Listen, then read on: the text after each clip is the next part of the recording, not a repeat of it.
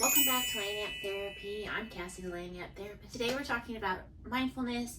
If you follow me on social media, you know that we are entering week 2 of Mindful Hot Girl Summer. Today we're talking about why mindfulness is so hard, the 5 common mistakes that show up in your mindfulness practice. I've been a therapist for over 10 years and practicing mindfulness consistently for the last 3. In that time, I've been working with clients to increase their own mindfulness practice because I've seen how helpful it's been in my own personal life. Here are the 5 things that I hear frequently from my clients about their struggles with mindfulness. 1 is I can't stop thinking. This is very common, but also this misconception that mindfulness is clearing your mind, turning your brain off. And I often laugh with my patients that we don't want to turn your brain off, right? Like if we turn your brain off, that's bad. So that's not the goal of mindfulness. The goal of mindfulness is to create awareness in our present moment and to just be cognizant of the thoughts that you're having. You don't want to stop thinking. That is not the goal of mindfulness. Number 2 is I get bored. I believe that this is just the state of instant gratification. Mindfulness is slowing down. And we're not used to being slow, right? We're used to getting everything quickly. We have our phone and our tablet and computers, and we're so used to getting everything we want. And so we're bored because we're not having that instant gratification. I think another piece of this too is that we use boredom as an avoidance technique. We don't want to be aware of our thoughts. We don't want to be aware of our feelings. And so we try to avoid them. By not having anything to kind of like to keep our attention, you are avoiding your thoughts, you're avoiding your feelings. And so by slowing down, that makes you have to face them, and we don't like that. The third thing is I fall asleep. This is pretty common when you're starting your mindfulness practice. We're telling our brain to relax, we're telling it to slow down, that it's okay. And your brain is like, oh, okay, like, right? And then it just feels good enough that it wants to rest. Not that this is a bad issue and not that it can't happen occasionally in your mindfulness practice, but if you notice it happening consistently, we might want to take some time to say, hey, look, let's find a different time, different duration, a different setting, and see if we can get it to where you don't fall asleep during every one of your mindfulness sessions. The 4th common struggle is that I'm doing it wrong. And most of the time people believe they're doing it wrong because they're easily distracted. But again, remember that this is a practice, it's a journey. You're not getting to a place where you're like completely laser focused on the present moment. There are days that I'm really good and I'm able to be super mindful and aware, and then other days, my mindfulness practice ends and I realize that I literally paid 0 attention. Like, it's not doing it wrong or doing it right. There is no right or wrong. It's just about noticing what's going on. So you might notice that, like, hey, look, I'm more distracted today than I was yesterday.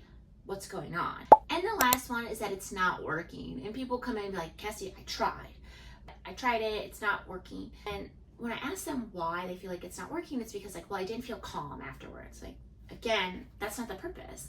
I went to an education and we talked about mindfulness, and she said, the purpose of mindfulness is to be aware. Purpose isn't to feel calm. Sometimes that's a byproduct of your mindfulness practice. So reminding yourself that it's not the goal to feel calm. Occasionally you will, and that's great, but it's not always that's not the end result we're looking for.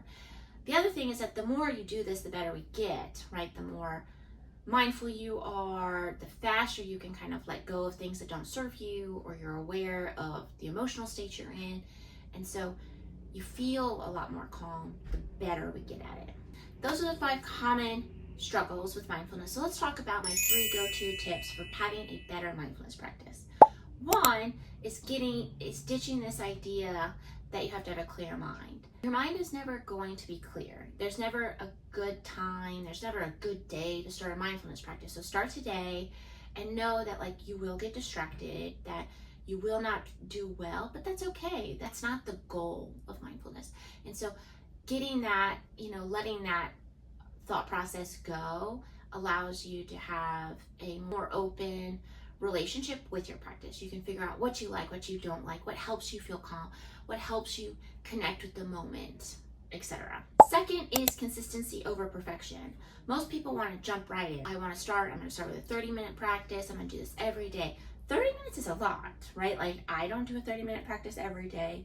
That's a lot for me. Every mindfulness practice isn't going to be perfect. Like I said before, there are days that I'm really good and other days that I struggle. So being mindful that, one bad day, a couple bad days isn't horrible, but continuing to show up, continuing to do a practice that works for you. That goes into my third tip, which is you need to let go of shoulds, in the way that, like, oh, my practice should look like this, mindfulness should be this way. Your practice is going to look different than mine. I might be able to do this for 20 minutes where you can only do it for 2, or vice versa. You might like doing it in the morning, and I like doing it at night. My practice is not your practice, and so you want to be aware that there's no one right way to be mindful. A lot of people will tell you to sit up or lay down. Again, whatever works for you. You want to create a practice that you are going to do, that you are going to be consistent with, and that feels good for you, that you feel like if doing it at lunch, sitting up every day if for 2 minutes is what works for you, do that.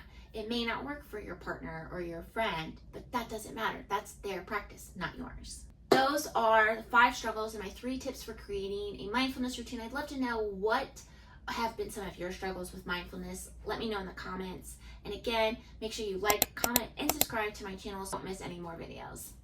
Bye.